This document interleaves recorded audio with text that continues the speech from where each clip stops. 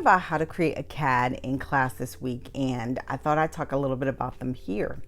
Now, I've talked about the difference between a CAD and a line sheet in this video.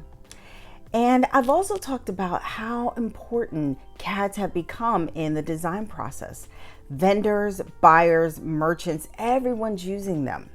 And it makes sense. A CAD provides a quick snapshot of the design, the colors, and the fabrics that it's carried in.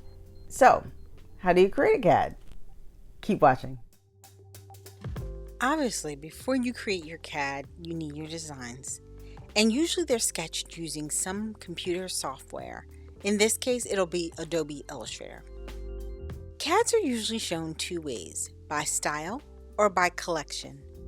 If it's by style, you will show one design per page, and you'll show that design in all the colors or colorways or SKUs, however your company refers to this, that it's being carried in, whether it's solid, print, or a novelty texture. Of course, you want to make sure that your sketch contains all closed shapes so you can easily drop in color or pattern swatches.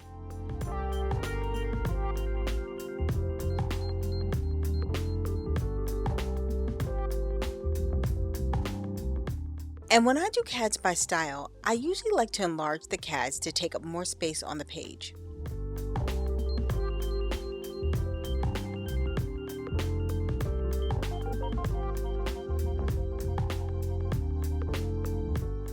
Add the style or reference number, the description or name of the style,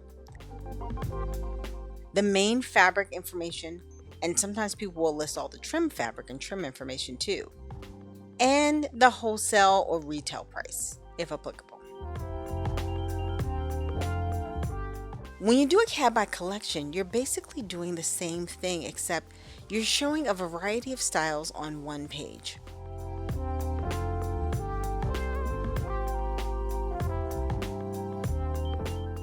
Many times, designers or CAD artists will do something called waterfalling the styles, which is layering the different colorways on top of each other, fanning them out almost like cards.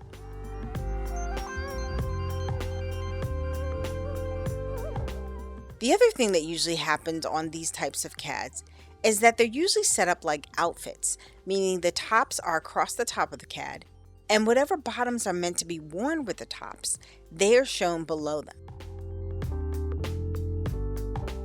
If there's a jacket that completes the outfit, this is also shown nearby.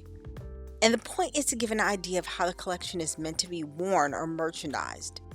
And it also encourages a buyer to buy more than just one piece. If they see the entire outfit and how it's meant to be worn, that may encourage them to buy the whole outfit, not just one item.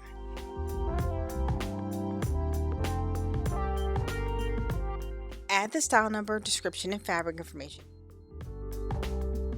and your CAD is ready to go.